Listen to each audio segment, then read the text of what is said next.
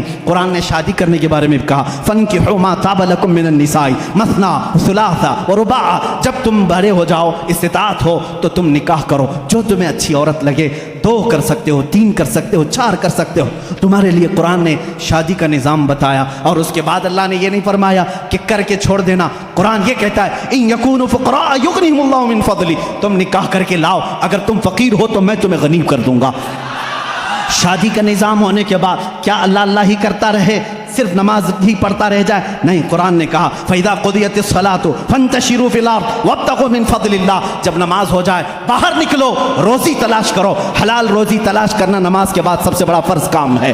तुम्हें कहा तिजारत करो, तिजारत करो और एक दूसरे के साथ मामलात करें। तो हमने कुरान से पूछा तिजारत कैसे करें? रब ताला फरमाता है, या अय्युहल्लज़ीना आमनू इज़ा तदायनतुम बिदैनिन इला अजलिन मुसम्मन फक्तुबू। जब तुम किसी के साथ मामलात करो तो लिख लिया करो। अगर लिखना नहीं आता, किसी और को बिठा करके उसे गवाह बनाओ, उससे लिखवा करके तिजारत करो।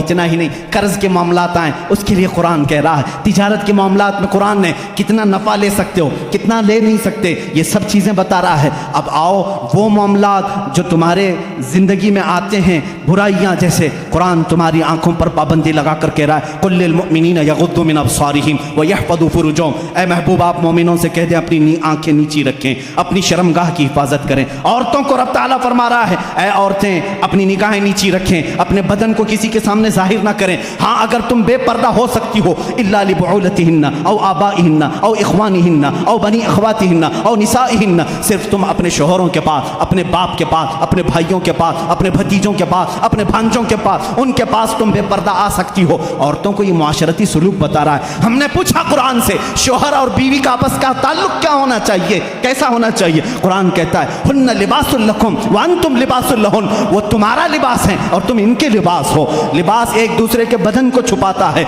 मर्द औरतों के ऐबों को छुपाए, औरत अपने मर्दों के राजों को छुपाए, यही एक कामयाब जिंदगी की अलामत है। कुरान इतनी ही बात पर ख़त्म नहीं करता, बल्कि तुम्हें दुनिया में कितनी चीज़ लेना चाहिए, कितनी चीज़ छोड़ना चाहिए, वो भी कुरान कहता है। औलाद कहीं तुम्हें रब के साथ आने से फितना ना बन जाए, माल तुम्हारे लिए फितना ना बन जाए, इससे इतना ही दगाव रखना जैसे समंदर में कश्ती तैरती है, सलामती से निकलती है। ये दुनिया समंदर है, तुम कश्ती में हो। अगर समंदर कश्ती में आ गया, पानी अंदर आ गया तो क्या होगा? डूब जाएगी। इसी तरह तुम दुनिया में खा पी करके चलो, अगर दुनिया तुम्हारे अंदर आ गई डूब जाओगे। रब ताला ने ये भी तुम्हें निज़ाम बताया, कितना दुनिया छोड़ सकते हो, कितना रह सकते हो, ये भी निज़ाम कुरान तुम्हें बताता है।